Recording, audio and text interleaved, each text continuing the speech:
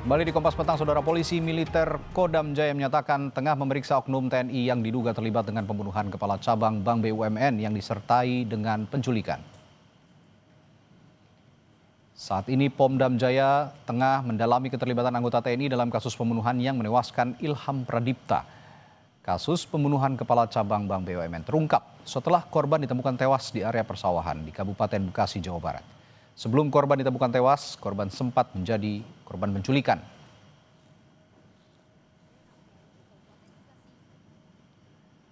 Dalam keterangan tertulis kepada Kompas TV, Komandan Polisi Militer Kodam Jaya Kolonel Doni Agus Priyanto menyatakan, masih kami periksa dan dalami itu, katanya.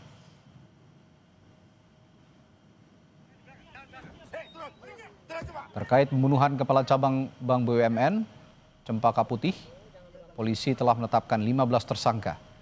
Dari 15 tersangka yang sudah ditangkap, polisi menyebut ada 4 tersangka yang diduga merupakan aktor intelektual dalam kasus pembunuhan ini.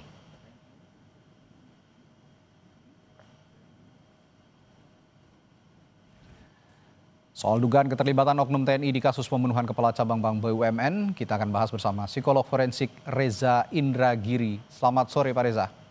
Selamat sore, Assalamualaikum. Waalaikumsalam warahmatullahi wabarakatuh. Pak Reza, polisi kan sudah menetapkan 15 orang tersangka dan 4 diantaranya diduga sebagai aktor intelektual. Nah, sekarang muncul kembali diduga ada oknum anggota TNI yang terlibat dalam kasus pembunuhan Kepala Cabang Bank BUMN ini. Apakah ini bisa jadi anggota TNI ini malah yang menjadi aktor utamanya di balik kasus ini? Kita gunakan kata oknum ya, bukan anggota TNI tapi oknum anggota. Ya, oknum anggota TNI. Kemungkinan bisa saja, karena itulah dalam perbincangan di Kompas TV sekian waktu silam saya sudah mengatakan paling tidak ada sekitar 4 klaster yang perlu ditelisik oleh pihak kepolisian untuk memastikan siapa perannya apa. Sehingga kemudian tidak bisa tentukan pasal apa yang dikenakan kepada mereka, bentuk pertanggungjawabannya seperti apa. Nah, pada sisi lain saya sudah sempat berbincang dengan kuasa hukum 4 orang warga yang disebut-sebut melakukan penculikan atau penjemputan paksa terhadap korban. Dari apa yang kami perbincangkan, terus terang saya belum menangkap adanya indikasi atau tanda-tanda bahwa oknum tersebut berkedudukan sebagai orang yang mengotaki, orang yang mendalami, orang yang paling punya kepentingan bagi peristiwa ini. Bahwa ada oknum yang terlibat, tampaknya sulit untuk disangkal. Tapi sekali lagi, kita ingin menempatkan oknum ini pada klaster yang mana. Kalau kita berasumsi atau menduga-duga, berspekulasi bahwa mereka merupakan aktor, merupakan dalang, merupakan paling berkepentingan, maka semestinya di kepala mereka harus bisa dicek ada tidaknya target, insentif, sumber daya, dan risiko sebagai 4 elemen yang harus mereka kalkulasi sebelum melancarkan peristiwa ini. Kalau 4 unsur itu tidak tersedia di kepala mereka, maka sekali lagi saya terus terang tidak begitu yakin juga bahwa oknum-oknum tersebut bisa ditempatkan pada klaster pertama, yaitu sebagai pihak yang menjadi dalang atau pihak yang mengotaki atau pihak yang paling berkepentingan bagi terjadinya peristiwa ini. Oke, yang ingin saya tanyakan kemudian begini Pak Reza, ciri-ciri biasanya psikologisnya umumnya dari oknum anggota militer seperti oknum anggota TNI misalnya yang terlibat dalam kejahatan kekerasan seperti penculikan, pembunuhan, berdasarkan pengalaman Anda dalam kasus serupa bagaimana? Lazimnya perilaku pelanggaran aturan organisasi yang berlangsung di organisasi berseragam, katakanlah demikian. Paling tidak ada 2 faktor yang dominan. Pertama, adanya kepentingan-kepentingan pribadi yang muncul dan bertentangan atau bertolak belakang dengan kepentingan organisasi. Dan kedua adalah kontrol yang lemah. Kontrol yang tidak kuat terhadap mereka-mereka yang sudah punya kepentingan pribadi yang bertentangan dengan kepentingan organisasi. Mungkin bisa diperluas juga. Kalau kita bayangkan bahwa peristiwa semacam ini artinya keterlibatan oknum itu berlangsung berulang dan tidak kunjung kemudian mendapatkan penindakan, baik itu misalnya sanksi etika atau sanksi pidana, maka patut bagi kita untuk menambahkan satu kemungkinan elemen lagi, satu kemungkinan faktor lagi, yaitu yang disediakan sebagai code of silence, kode senyap, bahwa sesama sejawat memang punya kecenderungan untuk menutup-nutupi kesalahan, bahkan kejahatan yang dilakukan oleh kolega mereka. Sekali lagi, ini sifatnya spekulatif, tetapi paling tidak tiga kemungkinan itu yang barangkali juga bisa menjelaskan kenapa lagi-lagi ada keterlibatan oknum dalam peristiwa pidana. Kepentingan pribadi, kontrol yang lemah, dan kecenderungan kolega untuk menutup-nutupi kejahatan atau kesalahan yang dilakukan oleh sesama mereka. Bagaimana dengan faktor psikologis dini seperti stres pasca trauma misalnya atau gangguan kepribadian atau sosial? Apakah ini juga ada pengaruhnya terhadap profiling seorang oknum anggota TNI yang terlibat dalam kasus kejahatan? Ada banyak teori atau perspektif yang bisa kita letakkan di atas meja untuk menjelaskan mengapa ada orang yang melakukan perbuatan jahat. Ada yang melakukannya dilatar belakangi oleh motif emosional, ada yang dilatar belakangi oleh motif instrumental, ada juga yang diakibatkan akibat adanya gangguan-gangguan atau ketidakstabilan dari sisi mental. Ada sangat banyak sekali teori tentang hal itu. Tetapi bagi saya pribadi, karena saya bukan orang psikologi klinis, saya adalah orang psikologi forensik, sesungguhnya saya ingin mencoba mengesampingkan segala macam diagnosis kah atau penjelasan-penjelasan spekulatif kah itu yang justru bisa menjadi celah hukum bagi pelaku pidana untuk lolos dari jerat hukum.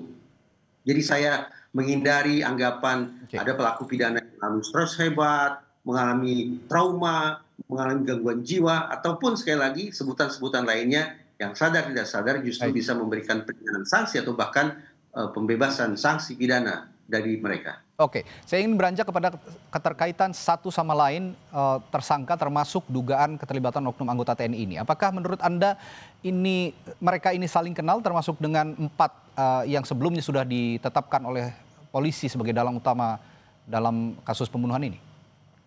Mengacu pada informasi yang saya peroleh langsung dari kuasa hukum mereka-mereka yang melakukan penculikan atau penjemputan paksa itu, dari orang-orang yang melakukan penculikan itu yang mengenal oknum tersebut hanya satu. Selebihnya tidak kenal, tapi mengikuti apa yang kemudian diperintahkan oleh teman mereka yang satu itu, yang mengenal oknum tersebut. Oke, baik. Nah, dari perspektif psikologi forensik, Pak Reza, apa kemungkinan profil psikologis seorang dalang yang diduga dalang ya oleh polisi, ada 4 orang ini, dan juga diduga sekarang ada keterlibatan anggota TNI juga yang berprofesi sebagai anggota TNI. Apakah mereka punya pola perencanaan yang matang biasanya atau lebih tidak terorganisir sebenarnya? Kalau kita sebut dalang, berarti kita bisa pakai asumsi bahwa ini merupakan kejahatan berencana. Berarti dalang adalah pihak yang membangun perencanaan itu.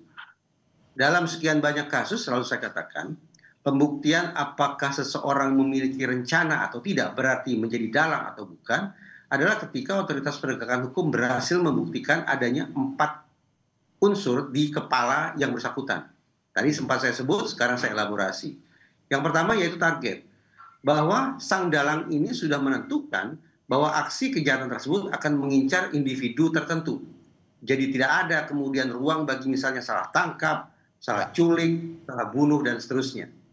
Yang kedua, insentif. Bahwa sang dalang sudah memiliki kalkulasi manfaat apa yang akan dia peroleh dari aksi pidana tersebut. Sudah barang tentu, hitung-hitungannya adalah manfaat yang diperoleh haruslah lebih tinggi atau lebih besar daripada cost, daripada biaya yang harus dia tanggung bagi berlangsungnya peristiwa tersebut. Yang ketiga adalah sumber daya. Sang dalang ini menentukan siapa saja yang harus saya libatkan, pada jam berapa operasi harus dilakukan, di tempat seperti apa penculikan harus dilakukan, bagaimana cara mengorganisasi semua pihak agar kemudian sinkron satu sama lain. Itu menyangkut tentang sumber daya atau instrumen kejahatan. Dan yang keempat adalah resiko, bahwa sang dalang juga sudah berpikir ini merupakan aksi berbahaya, sehingga sudah harus dipikirkan sejak dini bagaimana menanggulangi resiko yang bisa datang belakangan agar mereka tidak diseret ke pertanggungjawaban pidana. Nah, sekali lagi, kalau 4 unsur atau 4 elemen itu berhasil dibuktikan ada di kepala sang dalang sebelum operasi jahat ini berlangsung dan sifatnya kumulatif, artinya seluruh elemen tadi tersedia secara utuh, maka hitung-hitungan di atas kertas itulah sang dalang. Oke, selanjutnya saya ingin juga bertanya, apakah ada pola psikologis seperti white collar criminal atau rasionalisasi moral yang sering muncul pada dalam kejahatan ekonomi yang berujung pada kekerasan seperti dalam kasus ini? Sulit dielakkan ya, karena korban adalah orang yang bekerja di sektor perbankan, ditambah lagi ternyata ada sekian banyak orang yang dilibatkan dalam aksi kejahatan ini, maka memang bisa kita bayangkan betapa kejahatan yang satu ini atau peristiwa yang satu ini membutuhkan kos atau membutuhkan biaya tinggi. Oke. Nah, kalau kemudian kita sepakat bahwa ini merupakan kejahatan yang membutuhkan biaya tinggi, maka masuk akal pula kalau kita menganggap ini merupakan salah satu bentuk kejahatan kerah putih, white collar crime. Oke. Dan melihat anatomy of crime dari kasus ini, Pak Reza, kalau melihat adanya dugaan keterlibatan oknum anggota TNI, apakah bisa saja oknum anggota TNI ini menjadi dirigen dari semua semua orang yang terlibat dalam kasus ini? Ada 15 orang sejauh ini. Sekali lagi, segala kemungkinan itu bisa saja. Proses investigasi akan menempatkan siapa melakukan apa, dikenakan pasal berapa. Tadi saya katakan, untuk memastikan apakah seseorang atau beberapa orang masuk dalam klaster pertama, yaitu orang yang mendalangi, orang yang mengotaki, orang yang mengorkestrasi, orang yang paling punya kepentingan bagi terjadinya suatu peristiwa kejahatan, harus dibuktikan adanya 4 elemen: target, insentif, sumber daya, dan resiko. Oke, terakhir singkat saja Pak Reza, kalau melihat profil dari para tersangka dalam kasus ini, kira-kira menurut Anda seorang anggota TNI melakukan tindakan kejahatan, apakah ini bisa juga berpengaruh dalam perspektif psikolog forensik terhadap institusi yang bersangkutan? Ya tentu saja bahwa kemudian masyarakat akan melakukan overgeneralisasi atau bahkan gross generalization, yaitu penarikan simpulan secara berlebihan bahwa apa yang dilakukan oleh oknum dianggap sebagai merupakan perbuatan organisasi. Menghakimi itu sangat-sangat biasa terjadi karena kecenderungan manusia memang menutup celah-celah dalam proses berpikir dengan cara misalnya salah satunya adalah overgeneralisasi seperti saya katakan tadi. Tapi saya terus terang ingin memberikan garis bawah bahwa saya yakin betul tidak mungkin ini dilakukan oleh organisasi. Ini tanda petik sebatas dilakukan oleh oknum, sehingga pertanggungjawaban yang kita tagih adalah kepada oknum yang bersangkutan. Baik, terima kasih perspektifnya Pak Reza Indragiri, psikolog forensik, telah berbagi perspektif di Kompas Petang. Sampai jumpa lagi, sehat selalu Pak. Terima kasih.